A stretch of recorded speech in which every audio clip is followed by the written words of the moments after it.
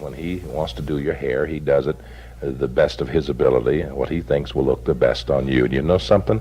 About 100% of the time, it comes out right.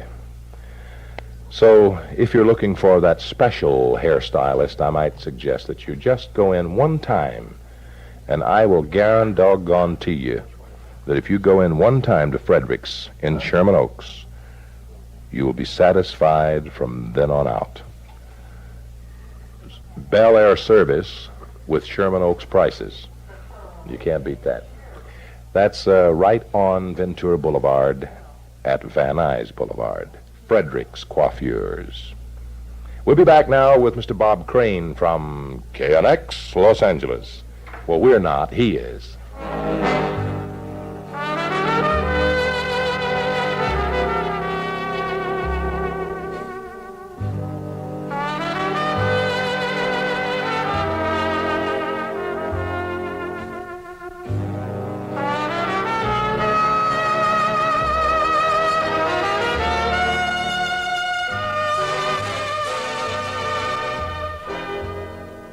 This is Spectra Broadcasting Incorporated.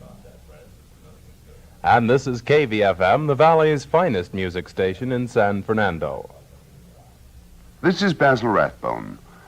Behind the Iron Curtain, millions of people like you and me are being saturated with propaganda by the communist regimes. Trapped and disheartened, they are told only what the communist bosses want them to hear. If you believe the truth has a way of winning against any odds, even against an Iron Curtain, I urge you to support Radio Free Europe through the Crusade for Freedom. Send your $2 to Crusade for Freedom, care your local postmaster. From high atop the world, with the beautiful blue Pacific on one side and the vast San Fernando Valley on the other, KVFM is presenting the Del Moore Show.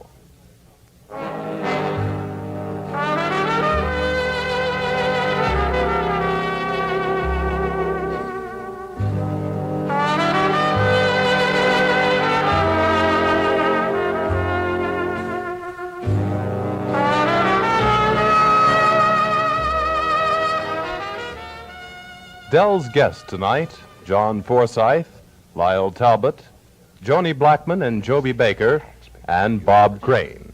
And now here he is, his honor the mayor, Bob Crane. Well, thank you very much. You are a Tarzan. Yeah, well, you didn't mention that before. You're saying this is your mayor speaking to you from high atop the hill. Sorry about that. I think this whole thing is a phony. This is really a backdrop. Why don't you be honest? You're not really on a hill. You're down at Hodie's. That's right. This thing was up on the hill. It was one rain, and we're on That's Ventura all it's going to Boulevard. take to bring it down there. That's on right. I Ventura. keep telling them that one of these days we'll be doing it from Ventura Boulevard. You know, we almost moved up here. About 2 years ago, we were looking at this Hawaiian Modern down the street. Yeah. The one that's going to have the freeway in back of it.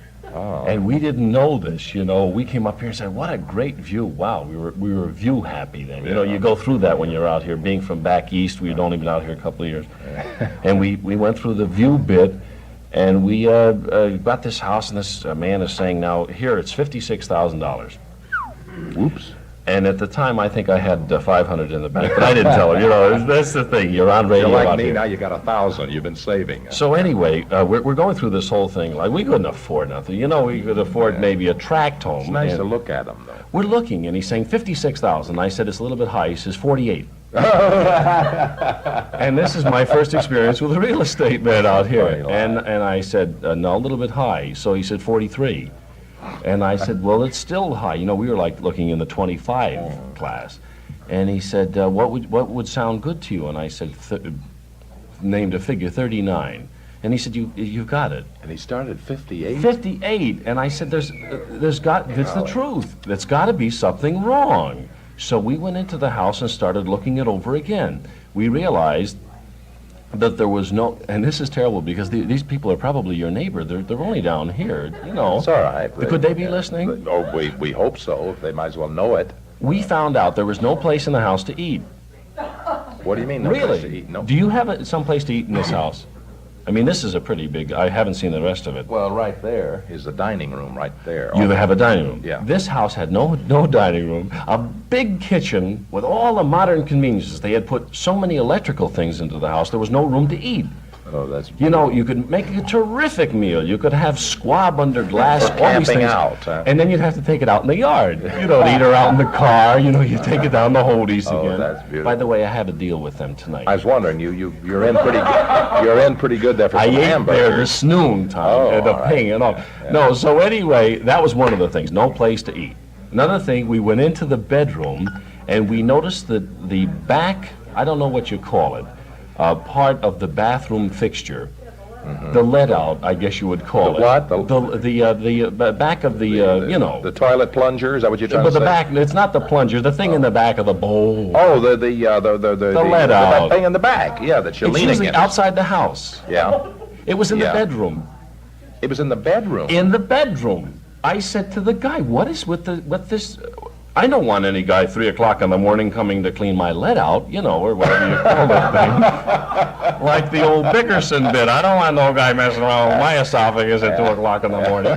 And he said, well, you put a little receptacle, make it look like a phone. Put a little thing over, you know, and all this crazy thing. And then the topper of all, we were at a dinner one night and some people said, oh, you're looking at the Hawaiian Modern. Did they tell you about the freeway?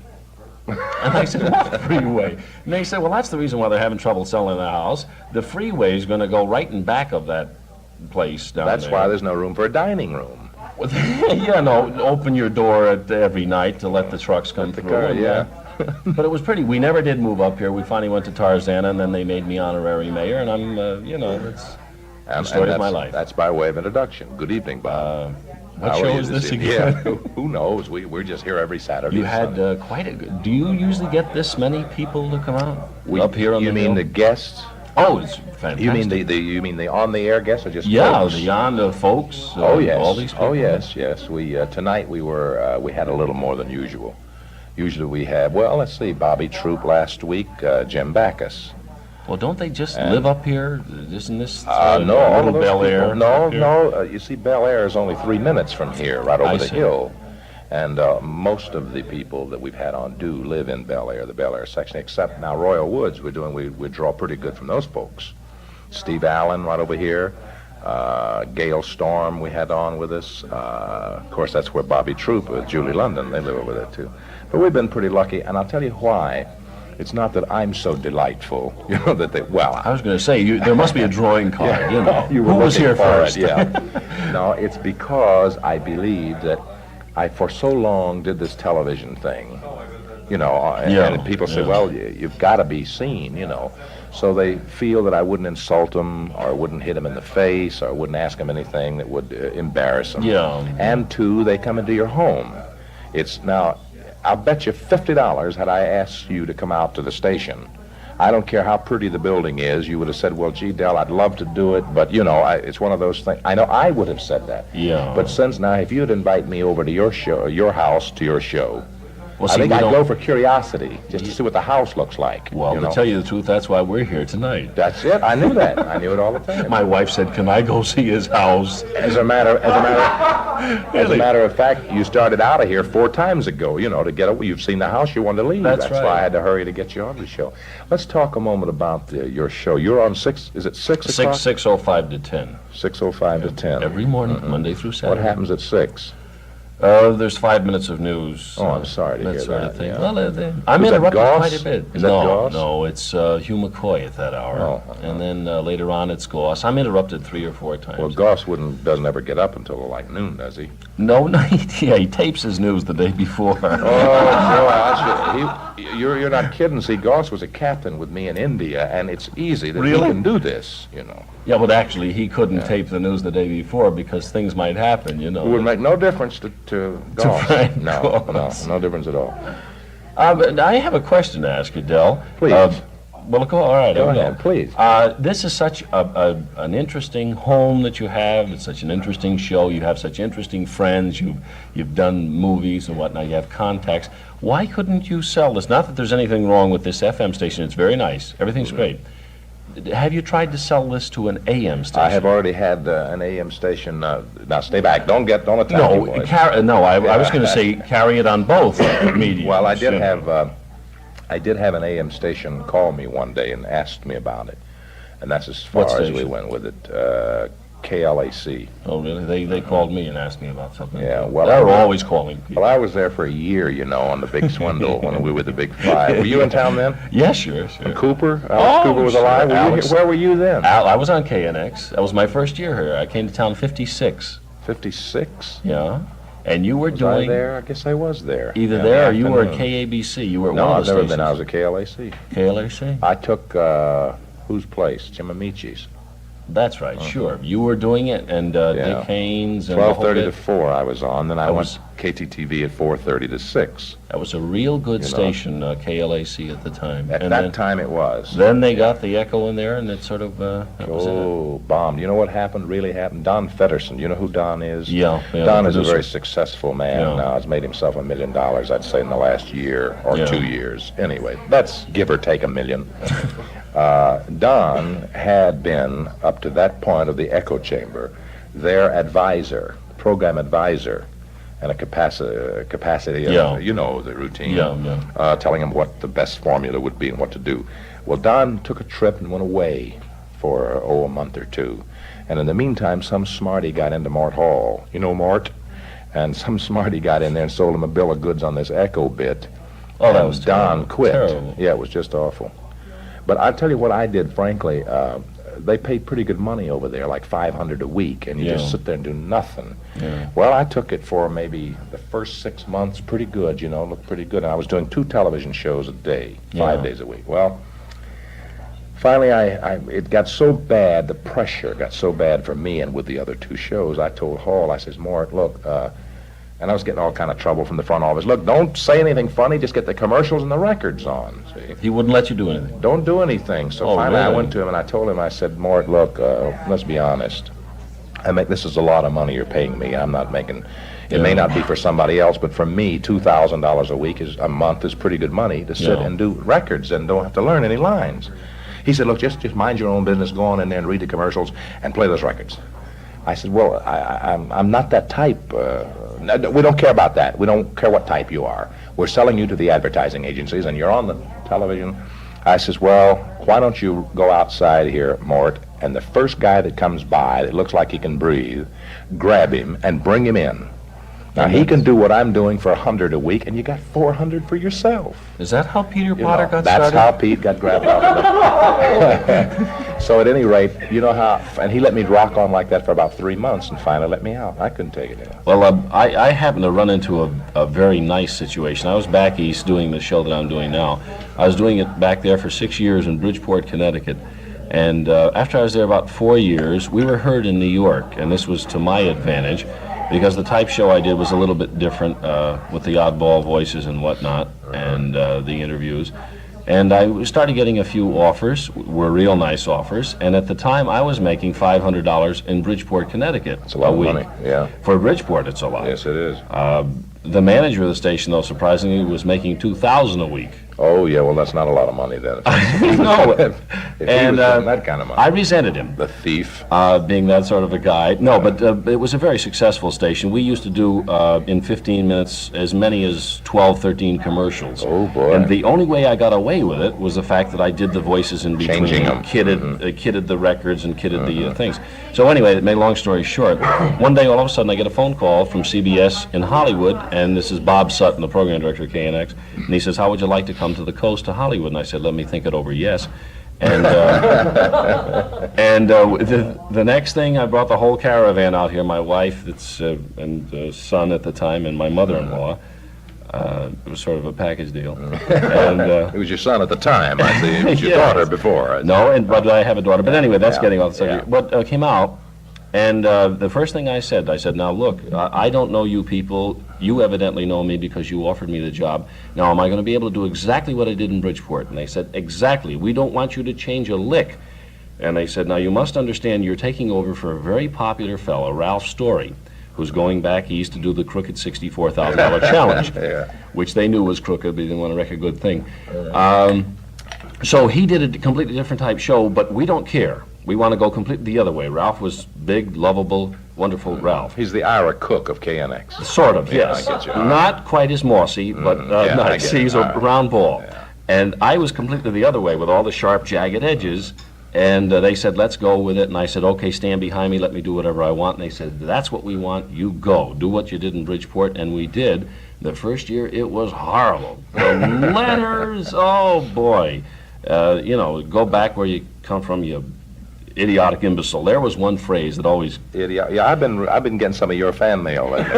Dear idiot. They didn't even say dear. They just said idiotic imbecile. Go back where you belong, you and those crazy voices and the gags and whatnot, and the drumming. That really bothered them, too. But the idiotic imbecile, I used to get that particular card every week. And then one day they took a rating, and they found out Ralph Story's ratings were way up here, and mine were way down low, and it kept on dropping. And like I had gotten down to the -2 routine. Like nobody was listening to people knocking the show. And so anyway, the boss said, what are you going to do about it? And I said, I'll try to get the rating up. So the very next day I got on the air, and it was an old gag. I had heard somebody pull it years ago, and I decided I'd pull it. And I said, look, nobody has ever been called by the rating service. So why doesn't everybody at home call Pulse? And I had taken the time to look up, and I usually don't take time for anything, but I'd taken the time to look up on the phone book Pulse's telephone number in Beverly Hills. So I said, call this number, and it was Bradshaw or Webster, I forget what it was, and we'll get the rating up. It's a great idea. Everybody call them, and the people were calling in and saying, what a great idea. We're calling, we're going to get your rating up, and the boss came in at 7:30 in the morning, comes running in, he says, you idiotic imbecile! And I found out who was writing the cards, and that made me a little insecure, and that's how Peter Potter got started. Funny story. That's a funny switch. The rating never went up. And you're still there. And no, I'm off. No, That's the mystery. no, the ratings have gone up. Yeah. Things are looking good. But the main point of the thing is that KNX has allowed me to do exactly what I want. We kid the commercials. We butcher a few here and there. But they've stood behind me, and we haven't, and I knock on wood, and I don't think there's any wood in this house. Yeah, there's a It's little all over here. money. Yeah, there's a little over here. It's all cement slab. Yeah, with dollar bills That's in it. it, yeah. What was it? You interrupted my thought. No, you were talking about why they stand behind you. Yeah, and because they're- it's money. Yeah. They are making good money, and I'm making good money, and the sponsors are happy. And they feel that if there is a sponsor that will kick, and occasionally we get one that resented something, they will argue from my standpoint, which is very That's a strange. switch, Not many yeah. stations do this. No, that's right. And I remember Alex Cooper, the late Alex Cooper, when I first came to town, he went, I guess, to Mort Hall and said, this fella Crane's doing, I'd like to do the commercials, and I don't know whether it was Mort or who it was, said to Alex, look, in the same routine, I remember Alex was telling me one day we met, he says, how do you get away with it? I can't. Yeah. Oh, boy, they Yeah. do the commercials, play the records, and that'd be nice, Well, that's the way radio is nowadays. Oh, yeah. What else did you want to talk about? And that's why donkeys were born. It's 15 minutes before Actually, 12 friends. now to get back to your original question about the AM, do you have any good ideas for us? Let us know in case you... I was saying to my wife that... We ought to go home. No. I said, I wonder how much he wants for the place. With the microphones, we'll sell them. No, I was thinking it would be an awfully good show to listen to on AM and FM. And no, I don't have any particular ideas, but I was just wondering if you had approached, you yourself had approached. No, I have never. Have you approached KNX? No, they've always been sort of like the Chicago Tribune to me, straight-laced. You're the only one that I've heard since Steve Allen that got away with that. And you have one guy on there that does this opinion, please. You ever hear him? Mel Baldwin. And He does this. Let me give you a little one of him. Much. Yeah, let me give you a little impression of him. Guy calls up on the phone. He says, opinion, please, with a voice not quite as lively as that. Yeah. Opinion, please. And the guy says, I think the United States ought to be blown up, and they ought to put a bomb in the White House and kill off everybody in the whole place and get all of us communists to feel the same way about it. He talks for like 2 minutes of his 3. Baldwin comes in and says, now let me understand you. You mean that they should put the bomb, they should put the bomb in the house and kill the president and kill the other 30 people. I see, sir. Well, your time is up, sir. Thank you. And opinion. Opinion, please. Well, that's The guy, I don't know how he, is that the beauty of the show? You know, the funny thing is, Mel was brought down. I'd climb right to the microphone and go looking for this guy, but he says, no, in other words, to put the bomb in the White House or on top. Which one was it that you wanted to do? The funny thing is, Mel Baldwin was originally brought down, as long as you brought up the subject of Mel was brought down to replace Steve Allen when Steve went back east to do the crooked $64,000 show. And they had a good thing going for him. Yeah, and no, I don't know what crooked show he was being sent back for. But, CBS is always reaching to the coast here and taking people back east to do crooked shows. Yeah. They're arranging one for me now. But anyway, when Allen went back, they got Bob Shepard or somebody to replace Steve Allen. I wasn't out here at the time. I was. I was one of those that tried for it. Really? What happened? I don't know. Well, anyway, Mel was one of them that finally was brought down from Seattle or somewhere. Mitchell was the guy's name. Bob Mitchell? Mitchell. Yeah. I think he's changed it since then. Yeah, I met him the other night. He's an actor now or something. Yeah, I met him the other night. Very nice fellow. Has a voice Swell, very similar to yours. swell boy. Yeah, nice voice. Whiskey sort of a voice. Yeah. Anyway, Mel was brought down from up north to do the show because he's a funny guy. So it ends up, that show went off, and American Airlines came in and brought their Music Till Dawn show with them and hired Mel to do the show. And his entire job consists of, good evening, this is Music Till Dawn. That's it. And then the music continues, and Mel's a funny guy. Only way to travel. He's a very funny guy. He wrote some routines for Stan Freeberg's radio show. I don't know whether you remember the routine, Old Man River, where the network censor comes in and says, you can't say old, get it off, will offend the old people, say Funny. elderly. Yeah, it's a funny routine. That's Mel's routine. Well, he's into a pattern now where he could MC at a funeral parlor, I'll tell you that. Well, but this is it. Mel always seems to end up on these programs where he has to use this funereal tone, I guess. Beautiful, beautiful. Good evening. Opinion, please. Yes, opinion, please, and that's it. Mel off the air talks like this.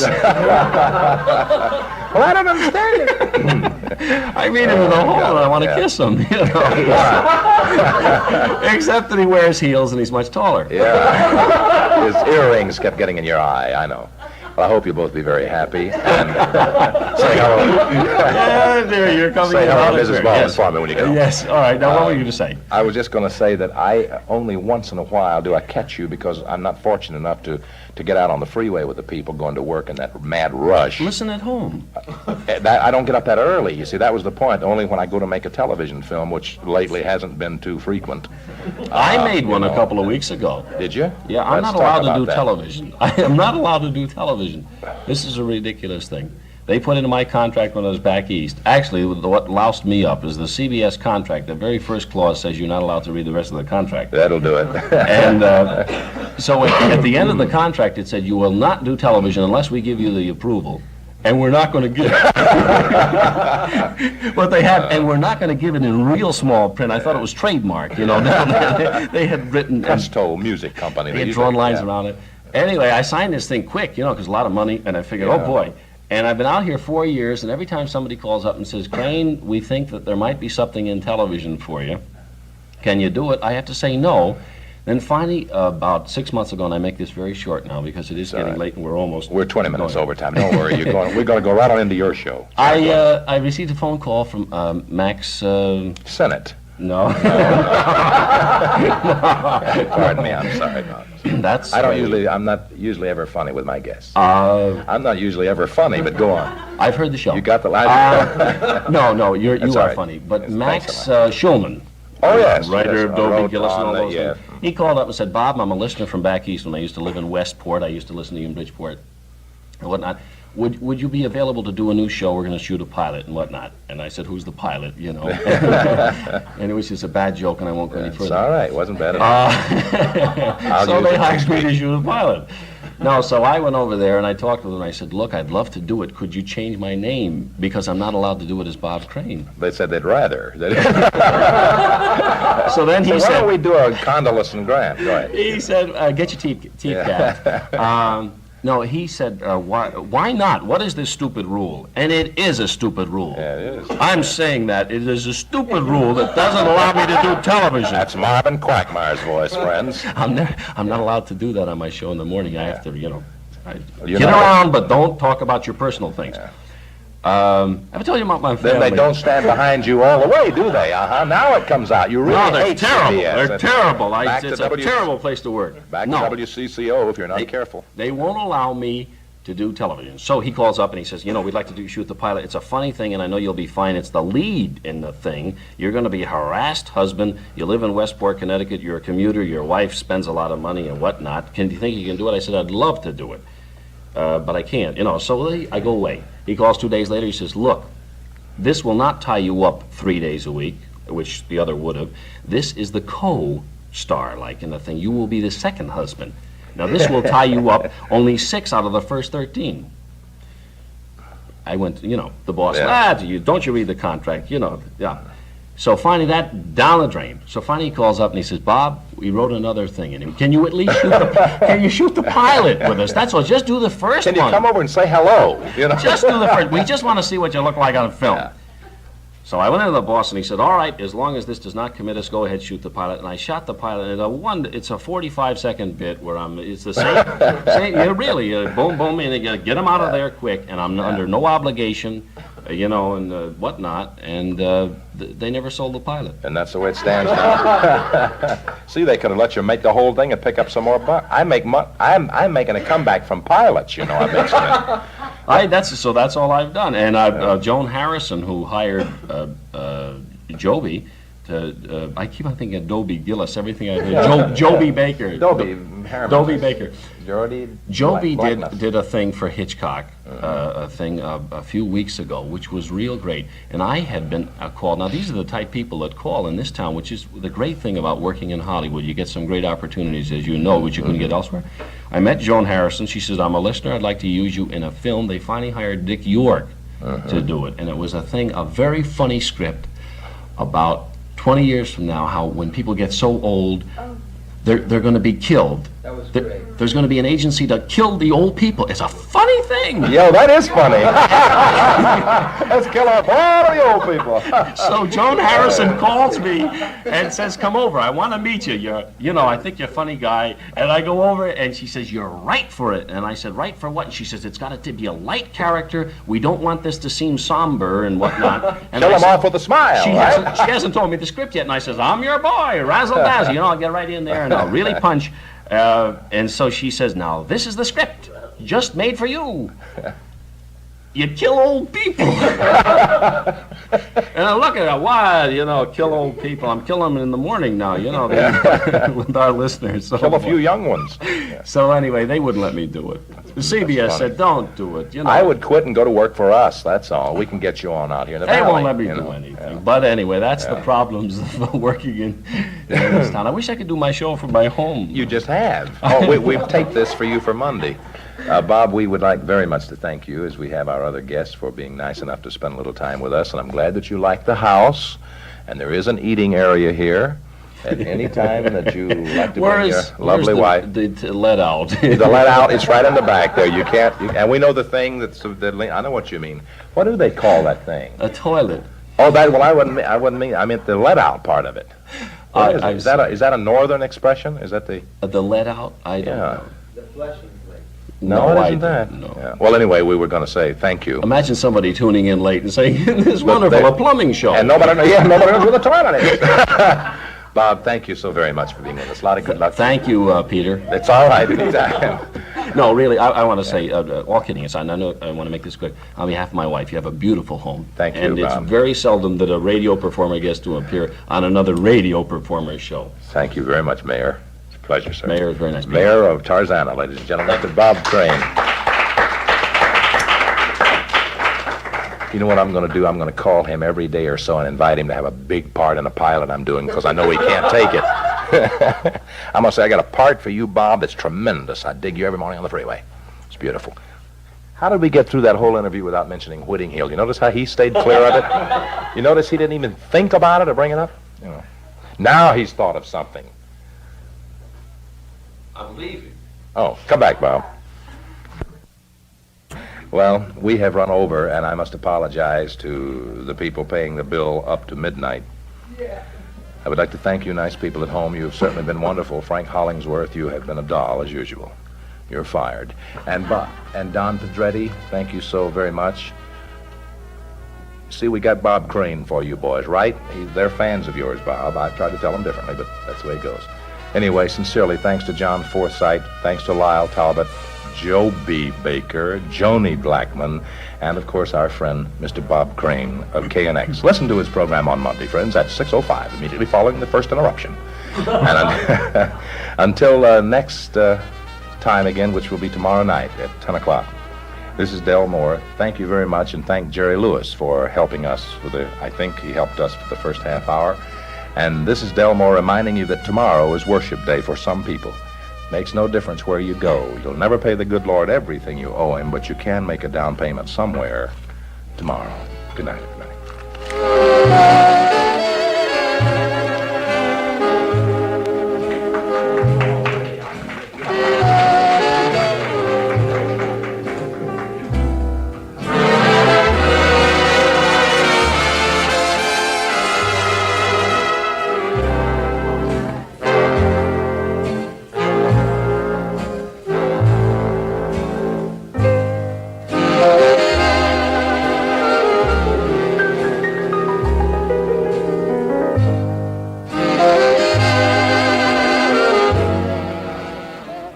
This is Spectra Broadcasting Incorporated. And KVFM, the Valley's finest music station in San Fernando.